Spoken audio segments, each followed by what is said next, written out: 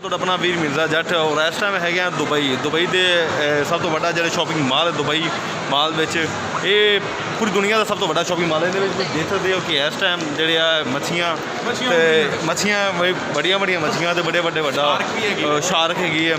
ਤੇ ਬਕਾਇਦਾ ਇਹਦੇ ਨਾਲ ਤੁਸੀਂ ਦੱਸਣਾ ਚਾਹੁੰਦੇ ਤੁਹਾਨੂੰ ਕਿ ਇਹ ਦੇਖੋ ਇੱਥੇ ਆਉਣਾ ਠੀਕ ਹੈ ਈਜ਼ੀ ਆ ਸਕਦਾ ਬੰਦਾ, ਲੇਕਿਨ ਇੱਥੋਂ ਦਾ ਖਾਣਾ ਪਾਣੀ ਮਤਲਬ ਉਹ ਆਮ ਬੰਦੇ ਵਾਸਤੇ ਬੜਾ ਹੀ ਮੁਸ਼ਕਿਲ ਹੈ ਨਾ, ਮਤਲਬ ਬਹੁਤ ਅਫੋਰਡ ਨਹੀਂ ਕਰ ਸਕਦਾ।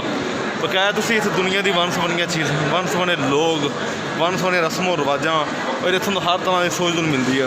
ਇੱਥੇ ਕੋਈ ਕਿਸੇ ਤੋਂ ਫਿਰਕਾਬਾਜ਼ੀ ਵਾਲੀ ਗੱਲ ਨਹੀਂ ਹੈਗੀ, ਕੋਈ ਕਿਸੇ ਦੇ ਖਿਲਾਫ ਗੱਲ ਨਹੀਂ ਹੈਗੀ।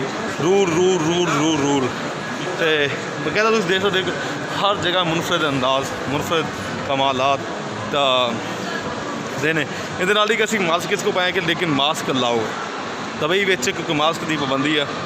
ਅਗਰ ਮਾਸਕ नहीं है तो समझ लो कि दोनों इस टाइम बहुत बड़ा फाइन हो सकता है। फाइन कितना हो सकता है कम पाकिस्तानी 1.5 लाख रुपए ਜਿਹੜਾ ਆਮ ਬੰਦੇ ਵਾਸਤੇ ਇੱਕ ਬਹੁਤ ਵੱਡੀ ਪ੍ਰਾਈਜ਼ ਆ। ਅਤੇ ਯਾਦ ਰੱਖਣਾ ਕਿ ਦੁਬਈ ਆਉਣਾ ਅਗਰ ਕੋਈ ਆਪਣੇ अच्छी फैमिली तले रखता है, कोई अच्छा अफोर्ड कर सकता है तो ठीक है। अल्हम्दुलिल्लाह मेरे दोस्तों ने कि मैंने एक मगर अहमदाबाद तो लिया एक पासपोर्ट तक मेरा 1 रुपये भी खर्च नहीं आया। मैं रियलिटी कहता अगर मेरा एक 2 3 5 10 हज़ार रुपये भी खर्च आता था लेकिन मैं नहीं कर सकता, लेकिन नॉट अफोर्ड मेरे को नहीं है सी। तो इस वजह तो मेरे दोस्तों ने कोई कमी नहीं आती। तो नाल दिखा रहा दोनों कि दुबई का सब तो बड़ा शॉपिंग मॉल, हर चीज़ महंगी तो महंगी इन्नी को महंगी कि लेकिन अगर मैं चाहवा तो मैं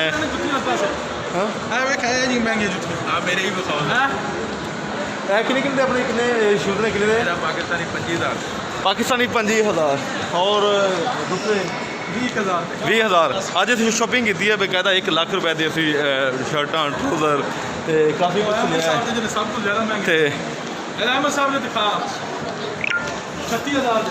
इंक चैक कर सकते हो तुसीं कि यह जो शॉपिंग मॉल कहता अंदर जा मैं दस रहा कि यह शर्ट किन्ने दी है।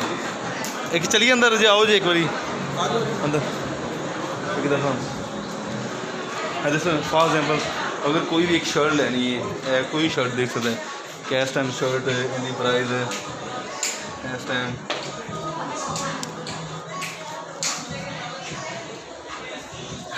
शोएब भाई दौरान इनकी प्राइस कितनी है 165 ले लो नहीं सान करो मेरे 100 देखो मेरे दोस्तों 165 रियाल पाकिस्तान रकम 165 रियाल पाकिस्तान रकम की नहीं हर चीज़ महंगी नहीं मैं कुछ नहीं लेनी। मैं तो ऑलरेडी जब पहले ले शॉपिंग कर ली है तो ये बात कोई चीज़ नहीं मेरे को और ये चीज़ें काफ़ी वादू ना। देखो हर बंदा डिफरेंट हर सोच डिफरेंट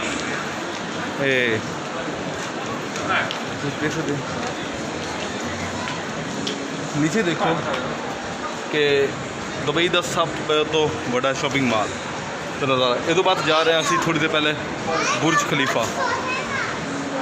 खलीफा तकरीबन हर दुबई की नंबर 1 से इमारत है। उस तो बाद कोई इमारत नहीं बनी खरे मुआदा होया है इन्हों का कि ये तो बाद कोई इमारत बनानी भी नहीं।